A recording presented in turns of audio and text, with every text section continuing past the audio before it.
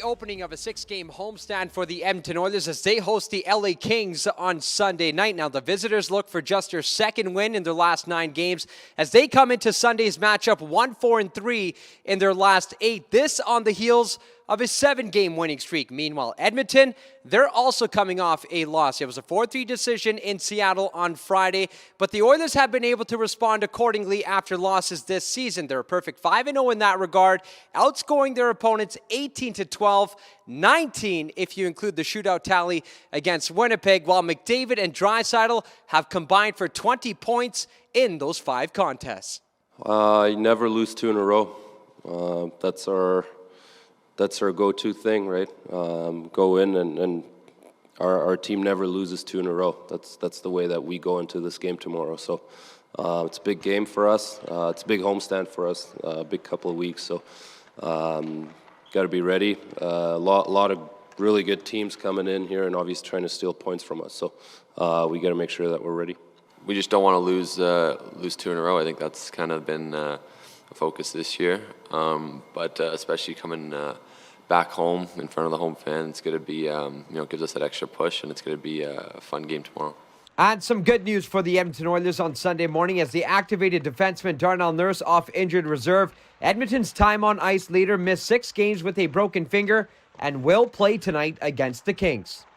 One of the main drivers of our team, for sure. He's the biggest minute defenseman, plays in all situations. He's a leader in our group. He's certainly missed there. It's pretty obvious. He plays nearly half the game for us, defense, power play, PK. He does everything for us. He's our rock back there. Also in Saturday's practice, goaltender Mikko Koskinen was in the starter's net and is likely an indicator that he will make his 14th start of the season. For Oilers TV, I'm Tony Brar.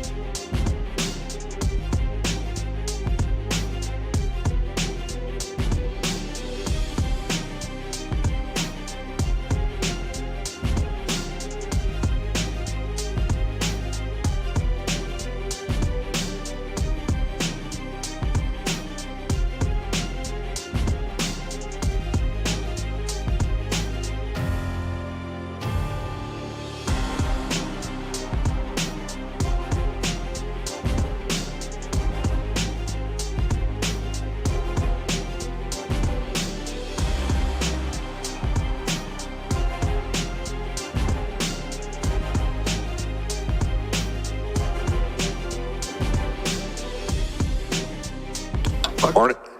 Hey, Dave.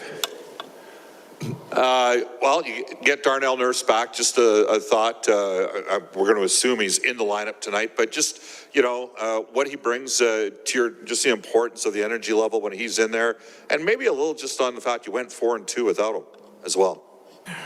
Well, the guys that jumped in and, we threw some kids in there and they played pretty well without him, so they got some good experience, good opportunity there. But that being said, Nursey is, he's our top guy, top minute guy, plays in PK, plays in PP, plays against top players. He takes a lot of minutes for us, and we were just joking as coaches there. It's when you fill out your lineup card, there's certain situations you put on it, and it's funny how many times his number goes in those situations. So he's just an all-around good player for us, and it's great to have him back. You have three defensemen that are currently recalled from the minors. I'm going to assume one of those guys goes out. Yeah, we'll just make sure Nursey tonight is fine here before we make that decision. Okay.